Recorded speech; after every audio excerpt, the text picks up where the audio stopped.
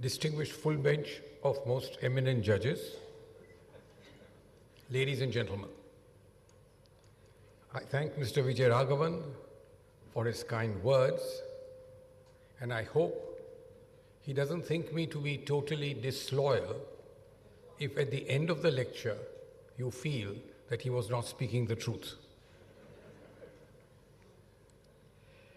When I was asked to deliver this lecture on income tax, past and future, I omitted to ask Mr. Vijay Raghavan what he meant by past, how much past.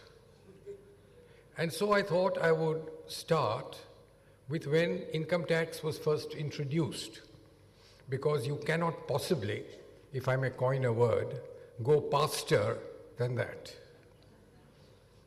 Income tax was first introduced in England in 1799 by William Pitt.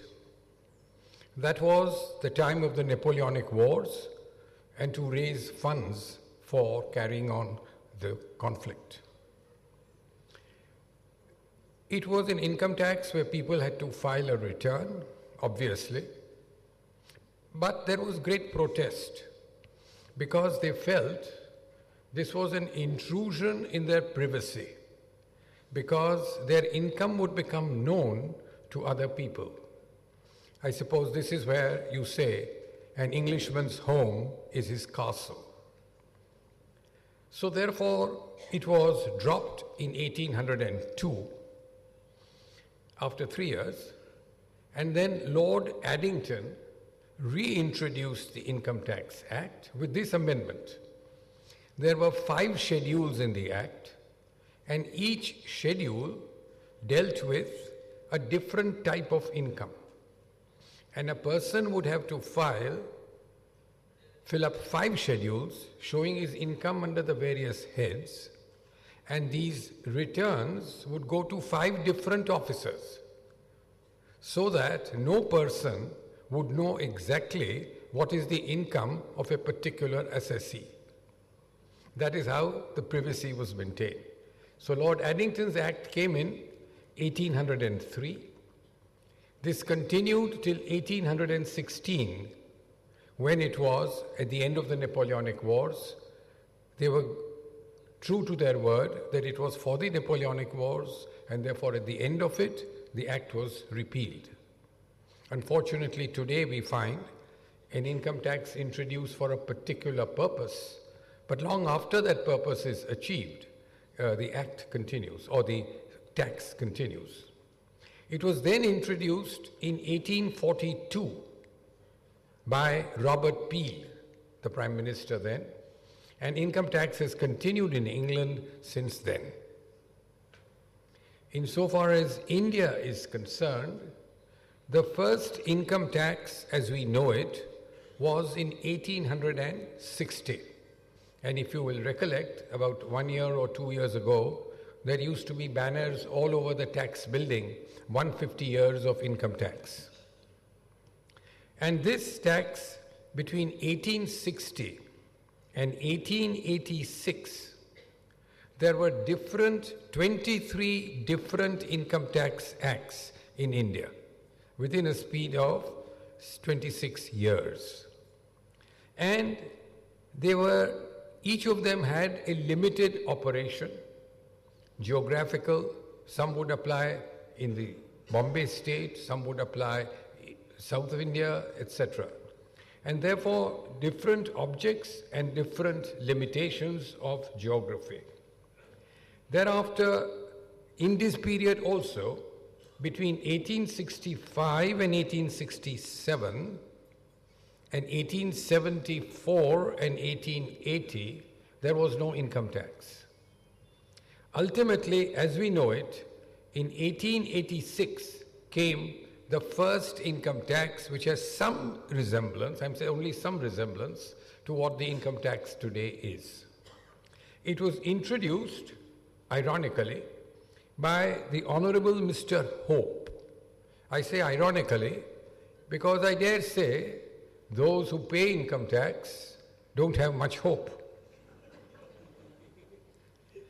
And This income tax, which it was introduced in 1886, continued. The interesting part was that it was administered by the land revenue officers, and only in Bombay, Madras and Calcutta, as they were then known, did we have a separate income tax administration to administer the Act. The 1886 Act continued till 1918. And then we had the Modern Income Tax Act of 1922, which continued till 1960, when it was replaced by the present enactment. There were major amendments in between, but 1922 Act was the, if one may say so, the mother of income tax acts insofar as India is concerned. Then a few things about the past. Let us see what they were. The first series of tax reports were called income tax cases, 10 volumes, only 10 volumes, covering the period from 1886 to 1937. So 10 volumes covering 51 years or 52 years. The first volume was the period from 1886 to 1924.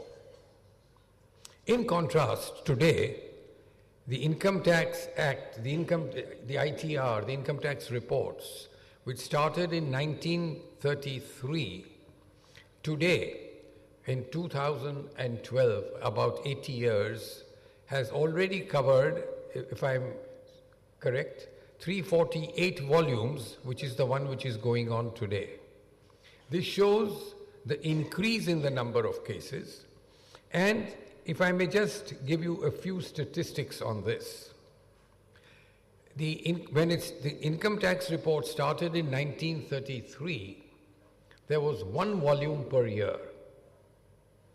It increased to 2 volumes in 1950. Today, in 2011, if my accounting is right, there were 10 volumes in 2011. And these 10 volumes covered 5,932 pages of reports.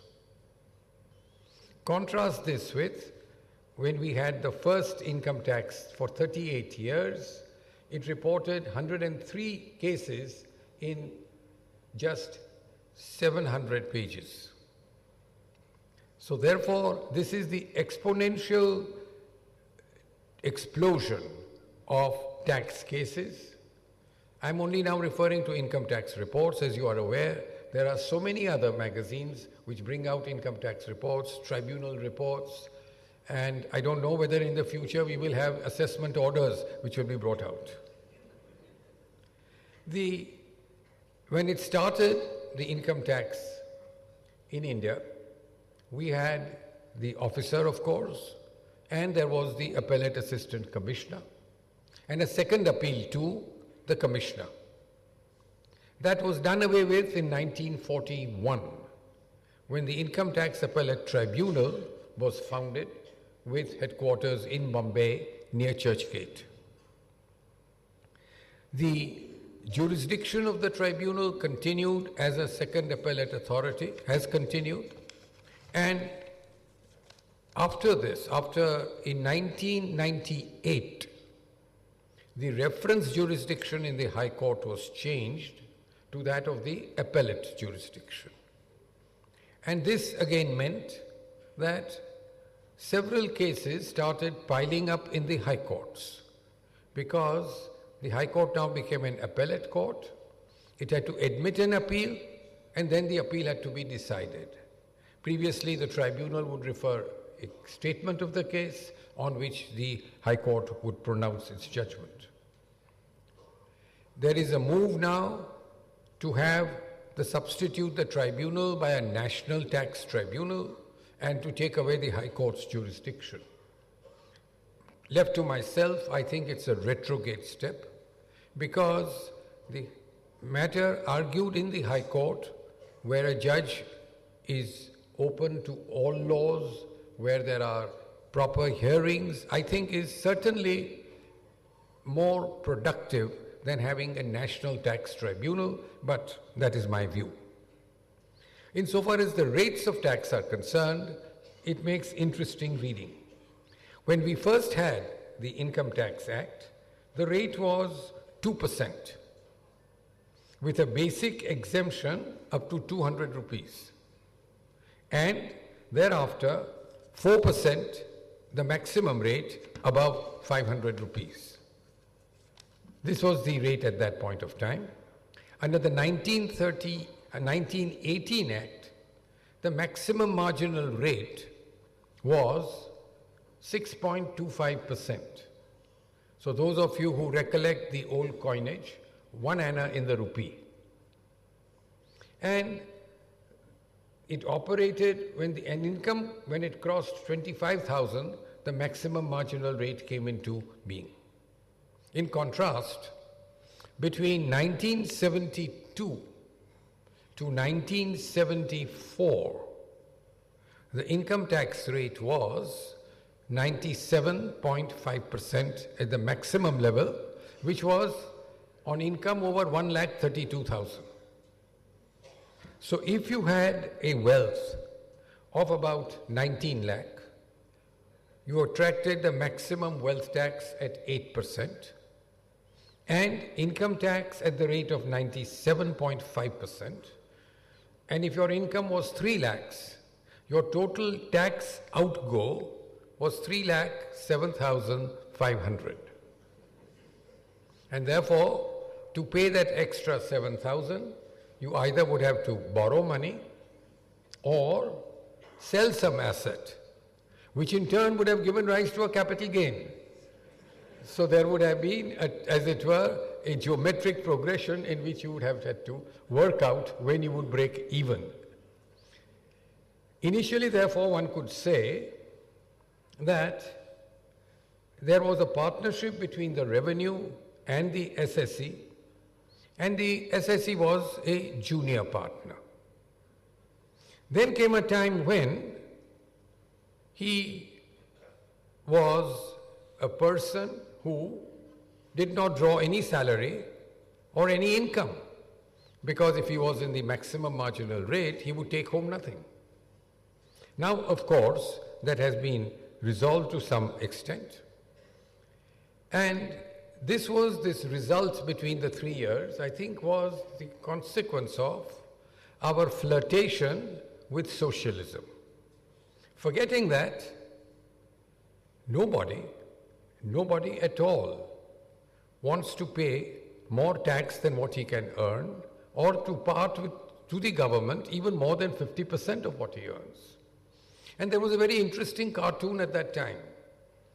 You saw a tax office, you saw a tax officer, and you saw the SSE opposite him. SSE gets up at the end and says, "Sir, you keep the money, I'll keep the tax." So that was the position. And this had a very deleterious effect, in the sense that avoiding tax, people almost felt, was socially justifiable if this was the rates with which you were faced. I'm not justifying it. I think it is wrong if you don't obey the law. But then you must remember that human beings are human beings, and you cannot possibly foist on them this type of liability. It was Justice Holmes who said that taxes are what we pay for civilized society. I like to pay taxes when with them I buy civilization. Mr. C.K. Solicitor General, first Solicitor General, in a speech once said, yes, this is what Justice Holmes said, but when I look around, I feel I really don't want to buy today's civilization. Sir Leo Money, in giving evidence before the Royal Commission in the United Kingdom, stated that taxation was the best expenditure he made, and he got more satisfaction from it than from any other expenditure laid out by him. Let's go back to India, where in CWT versus Arvind Narotam, Justice Sabyasachi Mukherjee, 173 ITR 479 at 487 observed. But the question which many ordinary taxpayers very often in a country of shortage with ostentatious consumption and deprivation for the large masses ask is, does he with taxes buy civilization, or does he facilitate the waste and ostentation of the few? Unless waste and ostentation in government spending are avoided or eschewed, no amount of moral sermons would change people's attitude to tax avoidance. Mr. Palkhiwala, in the introduction to his book, wryly observes, a widespread taste for tax promises to be a thing of slow growth. Therefore, one has to realize that you cannot impose tax beyond a limit, because then it becomes regressive. And as I say, on a social level, it is the worst thing if your child openly knows that you are avoiding tax, because you are thereby breeding a group of people who will not respect the law. And I feel respect for the law has to be the basis of all living. I do not know the position in Chennai, but in Mumbai, simple observance of, say, a traffic regulation, no entry, means you don't enter. But nobody ever listens to it. And it is these small things, I think, which leave an impress on our young, so that when they become old, they think even bigger offenses are no problem at all. But then let me not summarize. Let me go back to what we are supposed to deal with. Now, one small way in which you will see how tax rates multiply. You are aware today there is the section 115JB with regard to book profit. It was introduced, and in assessment year 2006-07, the rate was 7.5%. Today, 6 years later, the book profit tax rate is 18%. This is, I suppose, a classic instance of the thin end of the wedge. You introduce something at 7.5, and before you know anything, it has climbed up to 18.5. In 1994, service tax was introduced. 3 services. And the rate of tax was 5%. Today, it has climbed. In 2011, it covered not just 3 services, but some 194 services. So this is the position. This is how tax multiplies.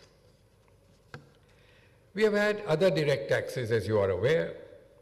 There was the expenditure tax from 1957 to 1966.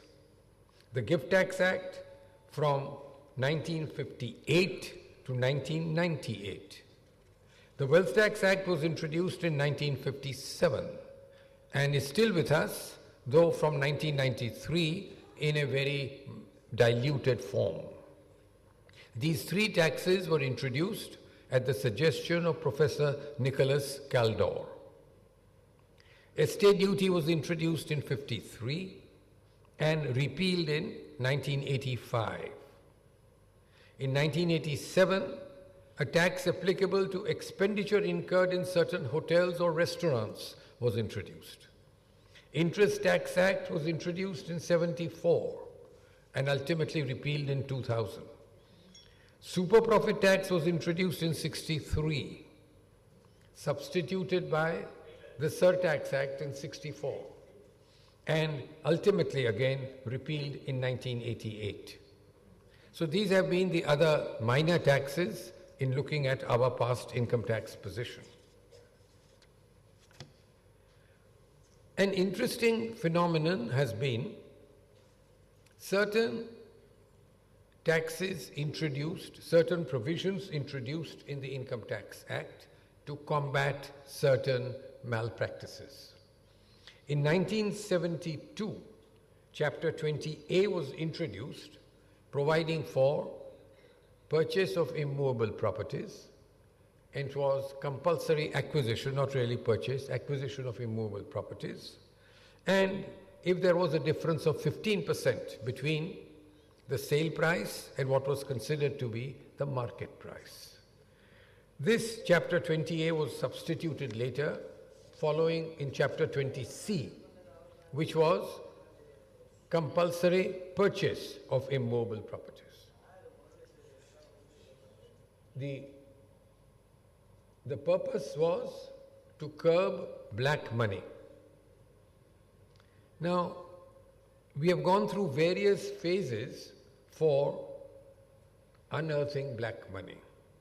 There have been voluntary disclosure schemes starting from 1951, which was called the Tyagi scheme. Thereafter, for 14 years, there was no scheme. But in 1965, there were 3 schemes. There was, first of all, by the Finance Act 65, what was known as the 60-40 scheme. You gave up 60, you kept 40. Thereafter, by the Finance Number 2 Act 1965, another scheme was introduced. And then, by the Tax Laws Amendment Act of 1965, voluntary disclosures were again provided for. So in 65, there were 3 schemes. Then there was a voluntary disclosure of income and wealth ordinance in 1975. And in 1981, the Special Bearer Bonds Act was passed, wherein you subscribed for special bearer bonds, got no interest, but got the face value back after 20 years. So the interest loss was the tax which you were supposed to have paid. And then there was the voluntary disclosure of income scheme in 1997, followed by the Kar Vivad scheme. So there have been 7 schemes, and the total amount which these schemes have yielded, as reported in the decision in the case of All India Federation of Tax Practitioners versus Union of India, reported in the 228 ITR 68 and 231 ITR 24, that the total amount of black money at that point of time, which was estimated, was 5 lakh crores. But the 7 schemes yielded all told 35,000 crores. So therefore, the voluntary disclosure schemes achieve nothing monetarily and are a great damper to the person who has paid tax honestly, because he finds that the person who hasn't paid his tax is ultimately out of pocket to a lesser extent than the person who has paid his tax. So if it did achieve monetarily something, one may say, okay, at least it does something. But when it doesn't do anything monetarily, introducing voluntary disclosure schemes doesn't seem to achieve much purpose. And from 1997, we have not had any such scheme, though there are always rumors going around that a scheme is likely to come in. Then, what is necessary to curb black money? What should be done? I'm now going into a little into the future, because we says past and future. I think wherever there is something detected, complete assessments must be made, scrutiny done, and prosecutions launched. And not just launched, but pursued effectively. Today we have prosecutions launched which are there for 15 years. What does it achieve? And ultimately, as you must have noticed also, very often your assessee asks you, what is the penalty? If the penalty is 10,000 rupees, let's do it. It doesn't matter if we have to pay penalty. So you don't judge the fact that by being charged penalty, you are labeled as someone who hasn't obeyed the law. If it's only a 10,000 outgo, well, let's do it monetarily. So it is judged monetarily and not morally. So prosecution, strict prosecution, and a provision that if in a prosecution of any type you have been found guilty, you should not be able to contest an election unless the appellate court gives you permission to do so.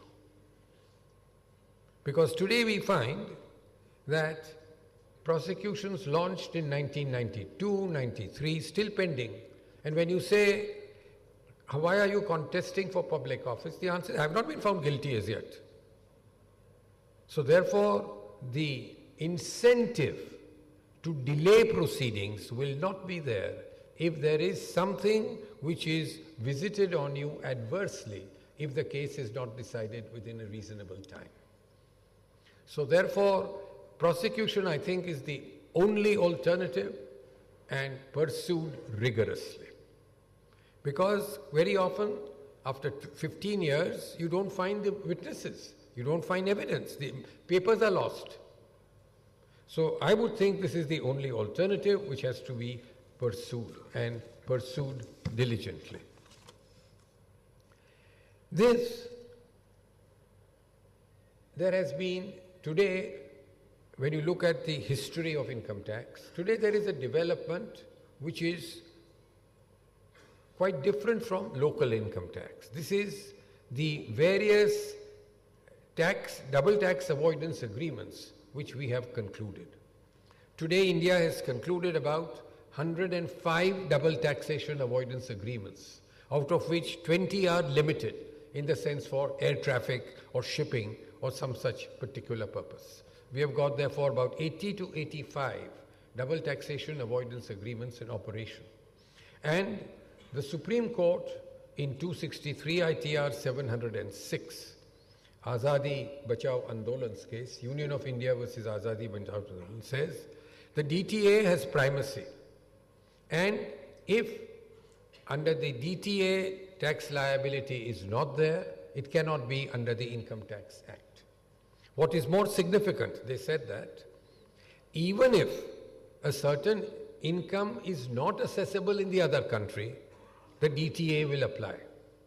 In short, the argument was that double taxation avoidance agreement means you avoid double tax. But if there is no tax in that other country and still India doesn't charge tax, that means that there is an avoidance of tax completely. But the Supreme Court said that is the very purpose. The purpose of a double taxation avoidance agreement is to vest tax jurisdiction in different countries. So A and B have a tax avoidance agreement, and if it is said that A will tax this income, it means B will not tax it. That is the only way in which you have avoidance. And even though A may not tax it, Supreme Court said still the double taxation avoidance agreement will be fulfilled. This case arose primarily on account of the Mauritius double taxation avoidance agreement, under which people resident in several countries would come into India and invest in India through Mauritius, because in Mauritius there was no capital gains tax. The Delhi High Court struck down that this was not permissible. The Supreme Court upheld the DTA. And please, interesting part there is that it is the Union of India which came up in appeal to the Supreme Court. And Union of India said, yes, Mauritius Treaty is there, it has to be enforced. And Union of India said that if you prove that you are a resident of Mauritius by producing a certificate, that is sufficient. Even though you may be an American citizen, if you come into India through a company floated in Mauritius, that is all right. So this has been the stand of the Union of India, and nowadays we hear voices about Union of India saying this is not correct. But then the Union of India should put an end to the treaty. You cannot have the treaty in force and still hesitate to implement it. Which brings me to another aspect of what is called treaty override. Can you have a local act which overrides the treaty? India has entered into an agreement with country A, which provides for certain reliefs. Can India unilaterally pass legislation to say that, no, this will be taxable? Let me tell you, today it seems to be permissible. But to me, it seems wholly inappropriate. Because what is a double taxation avoidance agreement? It's an agreement between two parties, two high parties, the governments. Can one party to a contract say, yes, I've entered into this contract, but from tomorrow I say this will be the position? So you cannot have, I think, a DTA overridden by local taxation, but it seems to be accepted internationally, let me tell you, that one can have a legislation which overrules what the treaty provides. But it must say so specifically. There is a constant debate going on about the legitimacy of avoidance of tax. The view today definitely seems to be that it is not the law that you must pay the maximum possible tax. If you take advantage of a provision in the law, that is completely permissible. And the classic case on this, which has been quoted often, would have all of you heard about it, the Duke of Westminster's case. Very interesting. In England, if you paid salary to a private person, to a private employee, you obviously did not get deduction. But if you gave an annuity to a private employee, you would get a deduction.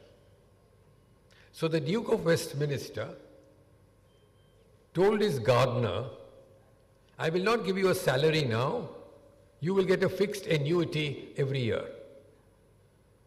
And because your salary would normally have gone up, you will not be getting an increase in your salary, I will introduce another annuity after 5 years to compensate you for that salary which you've lost.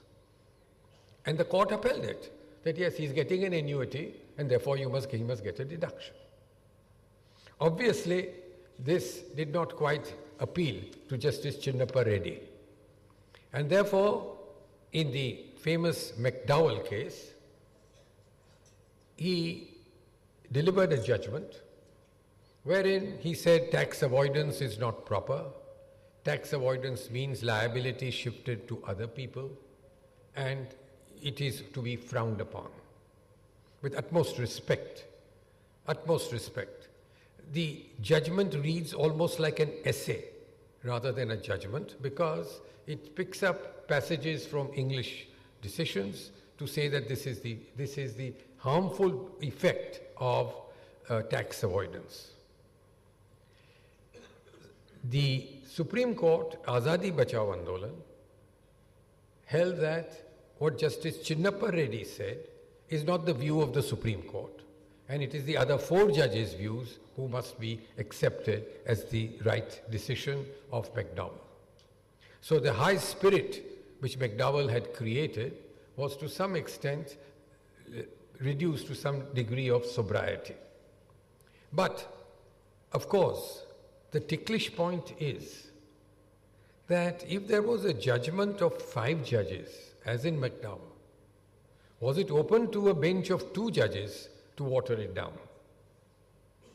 But it has been accepted that yes, McDowell is watered down, it is no longer the high spirit, and therefore now tax avoidance has been accepted as the norm. Not the norm, tax avoidance is accepted as permissible, And that was brought out very cogently in a decision in the case of Walfort. What happened there?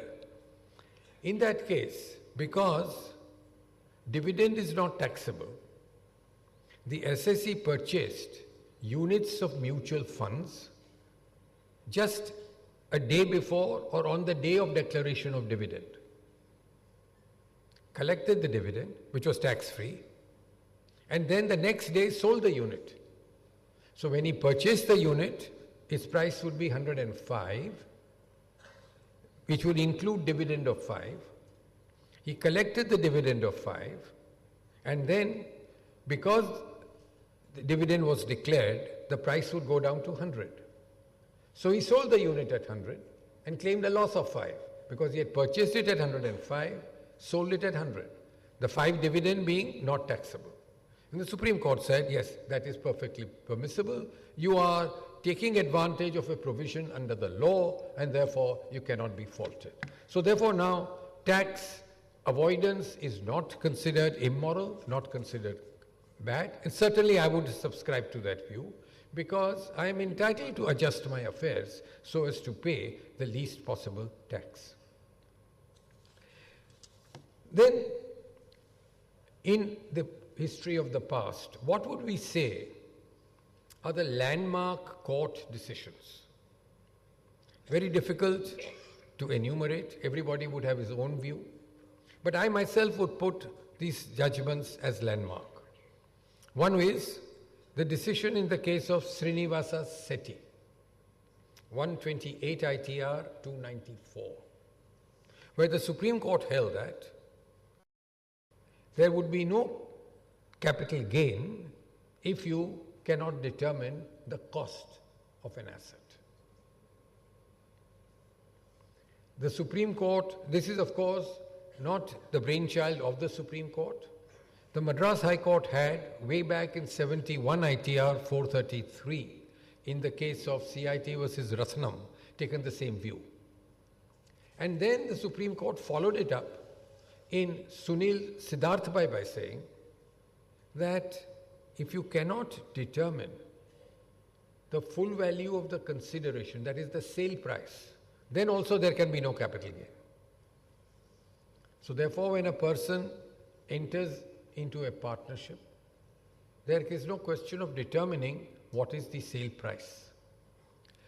So in effect, therefore, Supreme Court has held, and these two decisions, that you cannot have a capital gain liability if the cost of that asset cannot be determined or what you are to receive on transfer of the asset cannot be determined. Then in Empire Jute, 124 ITR page 1, the Supreme Court said that an expenditure is not capital expenditure even though it results in benefit of an enduring nature.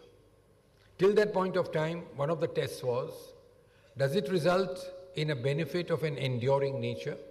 If so, it is capital expenditure. But the Supreme Court said no. The Bombay High Court in Hindustan Levers case, 268 ITR 332, put the position regarding 148 notices in perspective. It said, you have to look only at the reasons recorded by the officer, because he's bound to record reasons for determining whether reopening an assessment under 148 is valid. An assessment is concluded, it can be reopened by a notice under 148, but the Bombay High Court said only look at the reasons recorded and nothing else. Further, the Bombay High Court said that the reasons must disclose exactly why he has reopened, and only on that footing the sustainability of the notice has to be judged. And then the decision of the Supreme Court in Tuticorin Alkali Chemicals and Fertilizers, 227 ITR 172, wherein the Supreme Court said that whatever be the accounting treatment, even though the Institute of Chartered Accountants may say you must disclose this in a particular manner, whether an amount is taxable or an expenditure is deductible has to be judged on the wording of the statute and not the entries that you passed. And finally, in E.D. Sassoon, the Supreme Court, this was way back in 26 ITR, page 27, the Supreme Court said that what is accrual of income? They said an income accrues only if a debt is created in your favor. So unless a debt is created which you can enforce, there can be no accrual of income. And as you are aware, income can be taxed on accrual or actual receipt. What is receipt, there is no problem. You received income. What is accrued was the problem. And this, unless you have a debt in your favor, there is no accrual. So this is a very landmark judgment. And finally, the Supreme Court's judgment in Radhaswamy's Satsang, 193 ITR 321, wherein the Supreme Court said that even though there is nothing like res judicata, meaning that if something has been decided in the past, officer can take a different view in the next year. But they said there are certain basic things on which you cannot interfere year to year. Example, what is your status? Are you a charitable trust? You are a charitable trust for 10 years. In the 11th year, the officer cannot suddenly say, no, you are not a charitable trust. Because that goes to the basic thing. Most unfortunately, and I don't know why, at the end, the last paragraph of the judgment, the Supreme Court says that we are not laying down generally the law, but on the facts of this case. Now, it beats me, wow, the Supreme Court cannot lay down the law. Supreme Court is the authority for laying down the law. How can you say, we are deciding this, we are expressing this legal opinion, but it does not lay down the law. So therefore, it is a landmark judgment, and one would say, it is also a judgment, the last paragraph of which is a forgettable thing, because that is not how the Supreme Court must give its verdict. You often find a court says, we are only deciding on the facts of this case. But Supreme Court is not to decide on, obviously it is to decide on facts of the case. There can't be any two doubts about it. You can't decide on any other facts. But you cannot say it only applies to these particular facts because you lay down the law for the country. The Supreme Court under Article 141 lays down the law enforceable in the country. So these are, I would think, and one more judgment, Marshall Sons.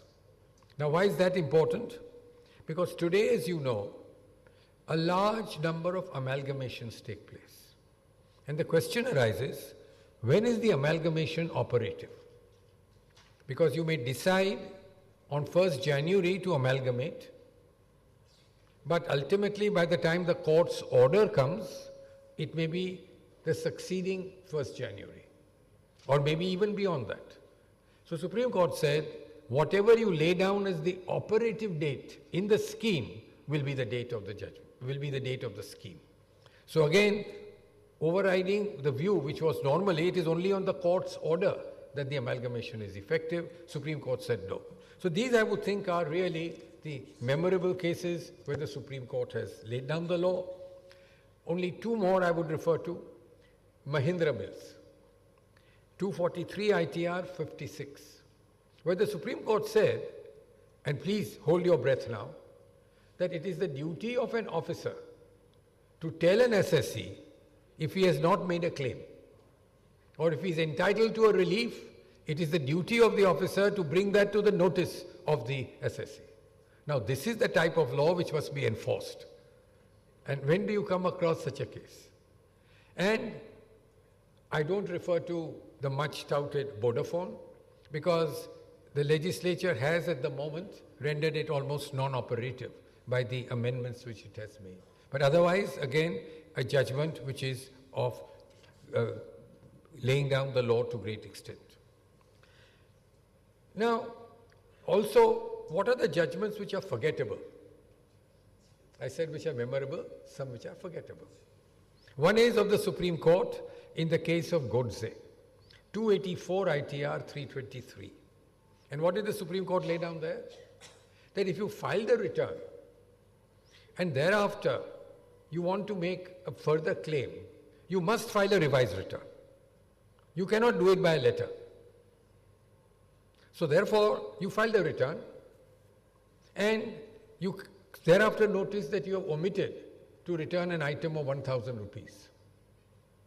You write to the officer, please, this is a mistake I made, please add this 1,000. You cannot do that really. You have to file a revised return, including this 1,000. Revised return today means filling up a document of about 30 pages. Because revised return means you have to fill up everything. Now, why not file a revised return? Because once you file a revised return, he gets further time to make the assessment. So for that 1,000 rupees, he will get one more year to make the assessment. So you don't obviously want that sword to hang over you. And what is the surprising part is, the Supreme Court thereafter says, but this will not prevent you from raising the claim before the commissioner in appeal. So you can't raise it before the assessing officer by writing a letter, but you can raise the same claim before the commissioner in your grounds of appeal. To me, it doesn't make sense, but this is what the Supreme Court has held. Then the Supreme Court held in GKN drive shaft that if a notice is served under section 148 for reopening an assessment, you must first write to the officer for the reasons, which is perfectly correct, which was always the law. After you file the return, again the law was always you can get the reasons after you file the return. But under the law then, after you got the reasons, you could go straight to the court to challenge it. Supreme Court says no. After you get the reasons, you must file objections before the officer. And the officer will dispose of those objections. And then you can come to the court. Now, I wonder whether there is a single case where a person has objected to a notice for reopening an assessment. And the officer has held, yes, you are right, I am withdrawing the notice. I have not come across a single case. I don't know whether you have. But therefore, this is a meaningless exercise and about time we put an end to it. Then, the Supreme Court in Reliance Jute took this view, that in Reliance Jute Industries, the position was that an assessee had incurred a loss. And at that point of time, the assessee was permitted to carry forward that loss for set-off in the future without any limitation of time.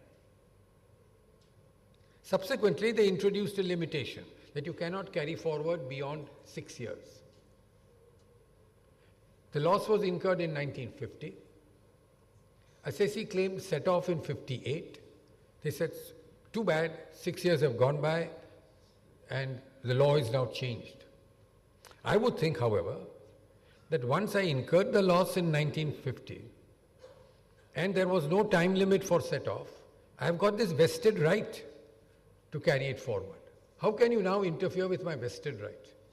But the Supreme Court said, no, you will apply the law at the time of set-off. To me, it doesn't seem to be correct, because to me it would seem that if I've got a right, you cannot take it away, unless specifically some legislation is passed to that effect. And there was no such legislation that this will also apply to past, carry forward from the past. And consider this, loss incurred in 1950 of 1 crore of rupees. I set off 10 lakhs in 1954, 10 lakhs in 55 and 10 lakhs in 56. I come to 57 when I've got 70 lakhs income which I want to set off. No. 70 lakhs now you cannot set off. The 10 you have set off, it was within 6 years. That was, at that time there was no bar. Now this you cannot set off. To me it doesn't seem to make sense. It's a matter which certainly requires, I think, reconsideration. And fortunately, in the code which is proposed, they have done away with this limitation of the period of carry forward. Today, only a business loss can be carried forward. In the code, it is provided that even a loss under the head other sources can be carried forward. So therefore, that is certainly the two redeeming features of the code. I can't see many more in it. Now, what of the future? Because I've been asked to speak on the past and the future. The first is that delay in proceedings should be avoided. Now today you will find in the High Courts, 50% of the writ petitions deal with items which can be disposed of without having to go to the High Court. Stay of recovery. Why should not the tribunal be empowered to grant stay of recovery in all matters, whether the matter is before the tribunal or not before the tribunal? Or if an assessment is to be not to take place, stay of making of an assessment, why can you not appeal to the tribunal against a refusal? So vest jurisdiction in the tribunal to do that. 148 notice. No remedy under the Act. You have to go to the High Court by way of a writ. So today, the pendency in the High Court is tremendous. If this work is taken away and the tribunal is entrusted with that power, I would think 50% of the writ petitions will go away. Because whether a notice is valid, whether stay should be there, are not some great judicial momentous matters which have to be decided. The tribunal will decide the issue, and obviously if one wants to go to the High Court from there, one can. But basic power should be vested in the tribunal. Question may arise, will the tribunal be able to take that extra load? Obviously yes, because we find that today the sanction strength of this tribunal is 126 members. But as I understand, unless my mathematics is wrong, which it is probably is, there are only 86 members functioning. So there are 40 vacancies. Obviously, therefore, there is scope for loading more work on the tribunal if these vacancies are filled up. And I don't see why it should not be. After all, for an appeal to the tribunal, if your income exceeds a certain amount, which is not very much, you have to pay a fee of 10,000. So charge a fee, whatever you want. On the charging of fee, again, I have some peculiar views. The state is collecting tax. Is it not the duty of the state to provide a machinery to determine whether it is properly collected without imposing a fee? It is a right of an SSE to have it properly determined. The state is collecting the tax and the state is also levying a fee for determining the correct amount to be collected. So to me, it doesn't seem to be correct. But if it has to be a fee, have a fee, but please fill up the number of posts and vest further jurisdiction in the tribunal so that delay at the High Court level is avoided. And today, it is almost impossible for an individual to take up a tax matter in the High Court because it will be probably 15 years before the High Court decides and another 6 years before the Supreme Court decides. And obviously, no litigant, a private litigant, can wait for 20 years for a matter to be decided. I mean, you don't want to leave the tax litigation as a legacy. So therefore, quicker disposal, and this is one method where the clogging is at the High Court. Insofar as the tribunals are concerned, a little research showed me that in 1998-99, there were 3 lakh cases pending.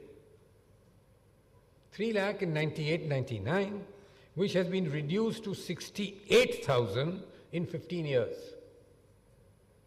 So obviously, the tribunal is disposing of far more than the appeals which are filed before the tribunal. Another suggestion. Today, as I said, the jurisdiction of the tribunal from appeal, you don't have a reference to the High Court, you have an appeal. Which means High Court has to first admit the appeal. Thereafter, decide the appeal. So there are 2 hearings. Why not let the tribunal determine whether leave should be granted to go to the High Court? Then the hearing in the High Court about granting of leave will go away. So you will reduce this one tier of hearings, and always you can apply for leave to a lower court to go to a higher court. And therefore, I would think this is something which can be implemented without much difficulty.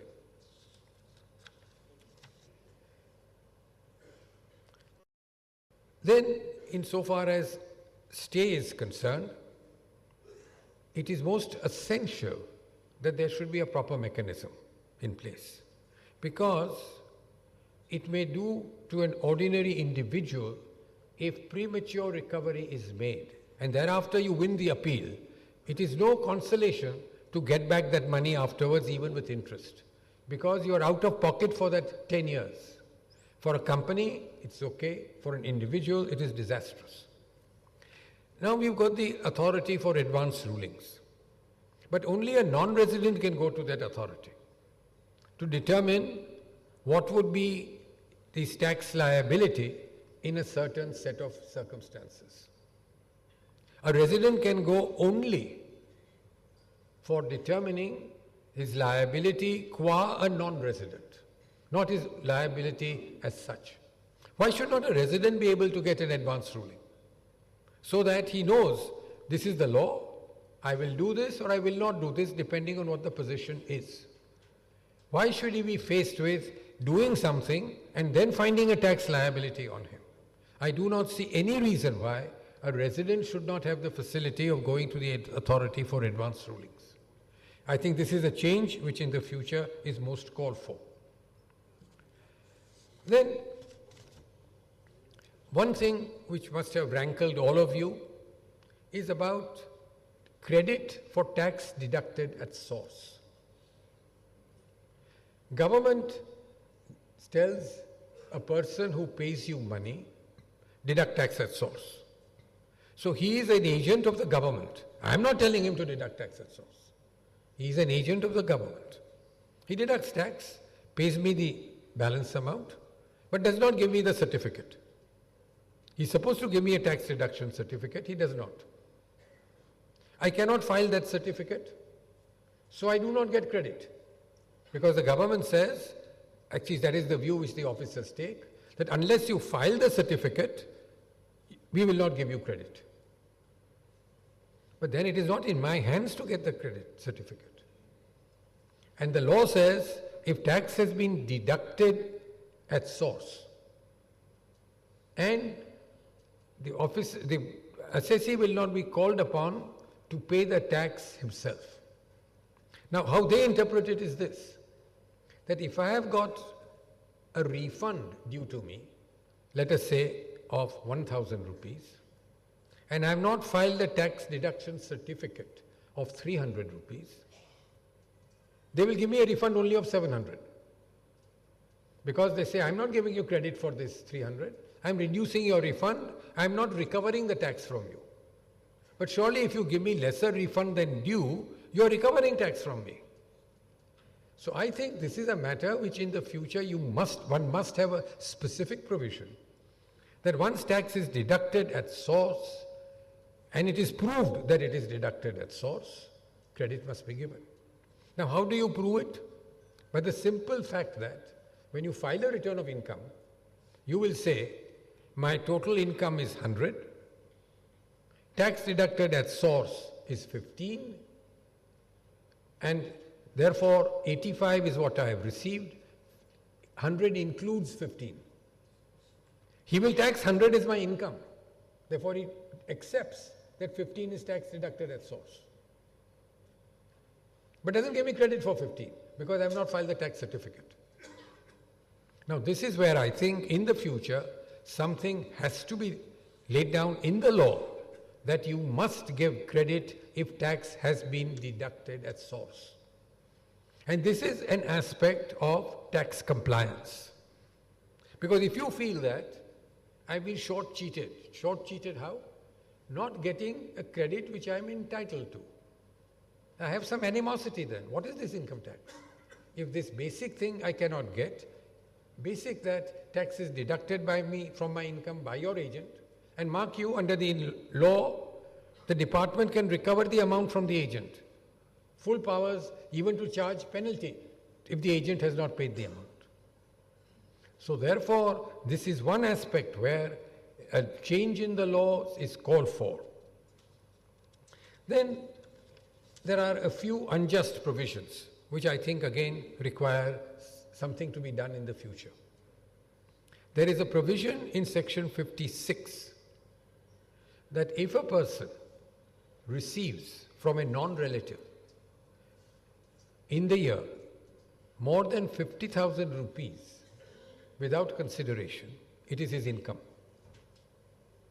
So today, if you want to help someone who is a non-relative and who has incurred hospital expenses or whose child is being educated, and you give him 50,000 rupees or 60,000 rupees, he will have to pay tax on it.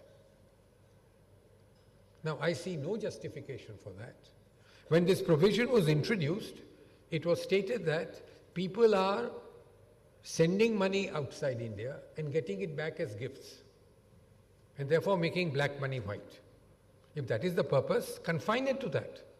Why lay down a general law that any person who receives more than 50,000 without consideration must pay tax on it? It is an indirect gift tax which you are bringing in.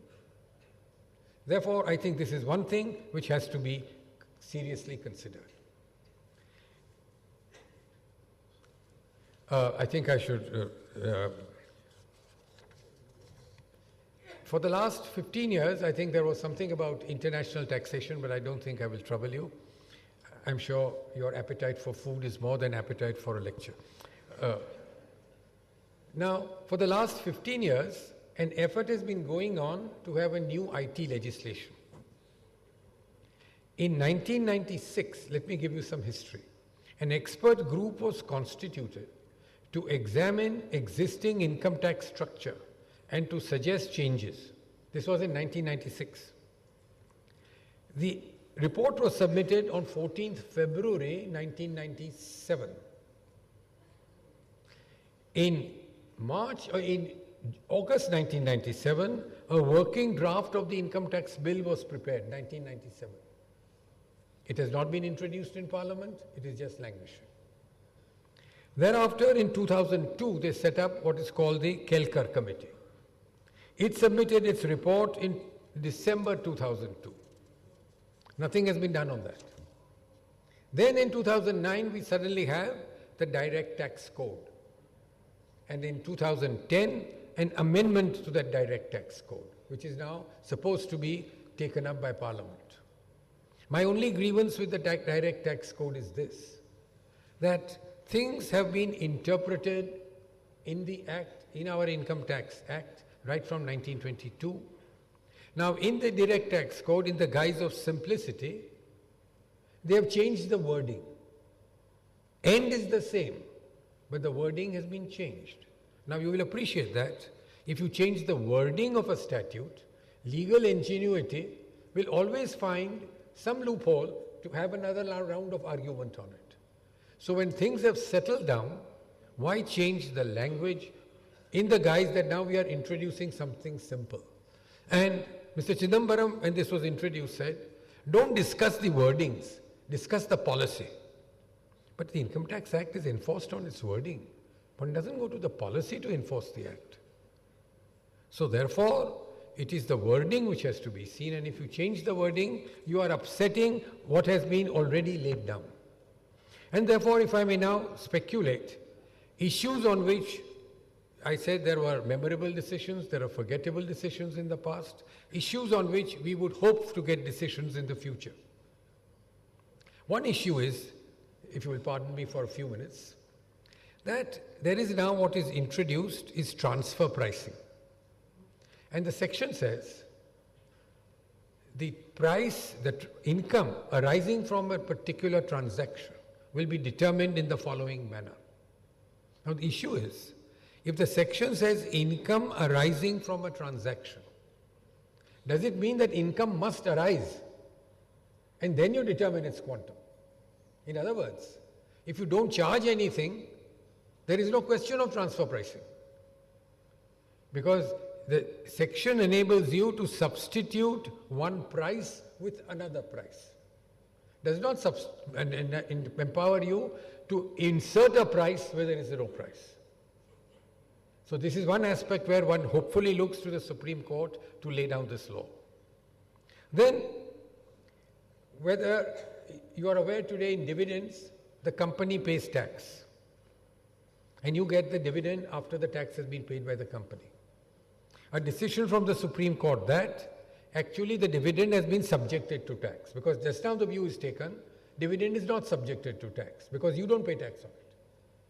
And you may say, what is the consequence? Consequence is this, that if you have borrowed money to buy a share and paid interest, and you get dividend from the company, you cannot claim the interest as a deduction, because section 14A says you will not get expenditure as a deduction if the income is not taxable. So if you take the view that the dividend is not taxable, then I don't get the deduction. But the dividend is taxed, only the tax is paid by the company instead of the shareholder. So this is one aspect where one hopes perhaps the Supreme Court can look into the matter. And the last, what I've already submitted, the credit must be given for tax which has been deducted, irrespective of whether certificate is filed or not certificate is filed, as long as you prove that the tax has in fact been deducted. In conclusion, if I may just add a few sentences, I was not privileged to have intimate contact with Mr. Ramamani, but I still recollect two occasions. One was in, I think, Ooty, particularly, where there was a conference. Mr. Ramamani was there, Mr. Sarangan was there, where I was there. And I, who am a late riser, was persuaded by Mr. Ramamani, we'll go out for a walk at 6 o'clock in the morning. So I went, and I'm really glad I did, because it was on those 2 days, on those 2 walks, it was the most stimulating conversation and learned so much which I did not know about law and life. And therefore, I would pay my humble tribute to Mr. Ramamani. Thank you very much, ladies and gentlemen. We thank you, sir, for that speech.